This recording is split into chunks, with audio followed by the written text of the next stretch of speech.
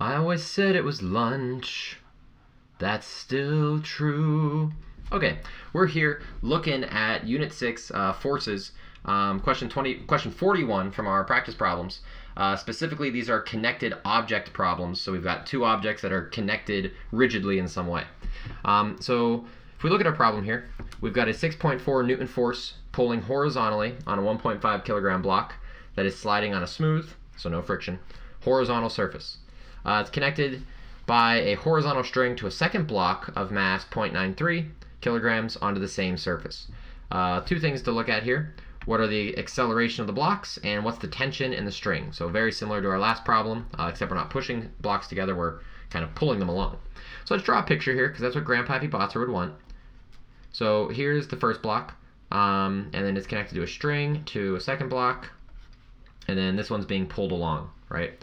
So this mass here, this is M2 of 0.93, this is M1 of 1.5, and this out here is some force, which is the 6.4 newtons. Okay, so what do we got to do here? We're looking for an acceleration of the blocks. Well, if we're looking for an acceleration, then we should probably start with F equals ma, because that's got a nice acceleration in it, and we can start looking there. So we can go about this problem in two ways.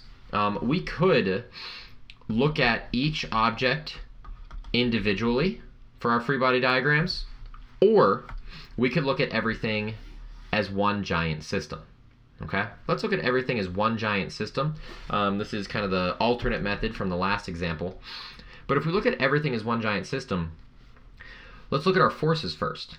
We've got the force that we're pulling on the right, the 6.4 newtons, but we also have within the rope connecting the blocks, there is a tension acting in both directions. This is an equal and opposite tension here. It's a Newton's third law, action-reaction. Because the tension pulling to the left here on the first block, the second block's pulling it back, but that tension's also pulling the second block to the right or forward. Okay, so we've got two tension terms here, one for each block. So if I drew this out as a free body diagram, I'd have a tension on the second block, and then I'd have a tension and some 6.4 Newton force over here. So if I look at all of this as one item, and let's just call right positive and let's call left negative here. If I set it up as one thing for F equals ma, all of the forces added together would be 6.4 minus tension, that's a minus tension right there, plus tension, that's a plus tension right there, it's going to the right. And that's going to equal the total mass between the two objects. So that's 1.5 and 0.93 put together. So 1.5 plus 0.93 is 2.43 kilograms multiplied by an acceleration. And as we saw last time, the negative tension and positive tension end up subtracting each other away, so they're gone.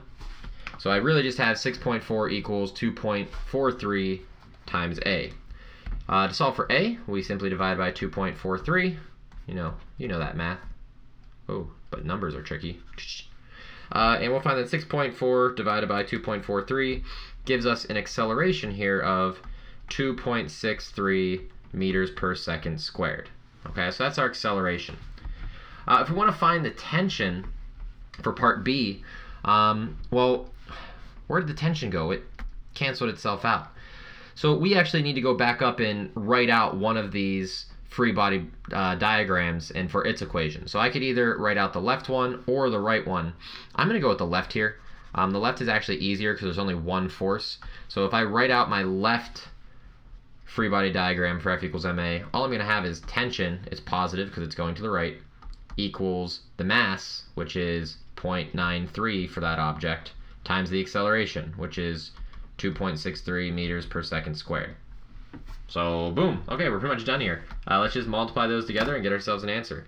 So 2.63 times 0.93 gives us a tension in the rope of 2.44 newtons, give or take a little bit from rounding. Okay, and that's it. If I wanted to, I could have wrote each of these F equals MAs for our two free body diagrams out initially and then combined the equations either through a substitution method or the addition of linear algebra, however you want to do that, however you want to solve that system. But by looking at it as a system to begin with, we were able to get rid of these tensions here. They were able to go away. And then we can solve for acceleration a little bit easier and then put it back in the end. So however you want to do that, doesn't really matter. Both ways work very well. The key to this problem is drawing your picture, listing your forces, and then using that for your F equals ma equation so that you can list everything out and start working out the math there as we go along. Okay?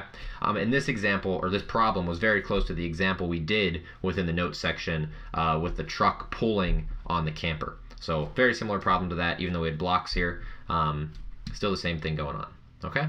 So for right now, this problem is finished. We'll be doing a whole bunch more. But until then, adios, and y'all take it easy.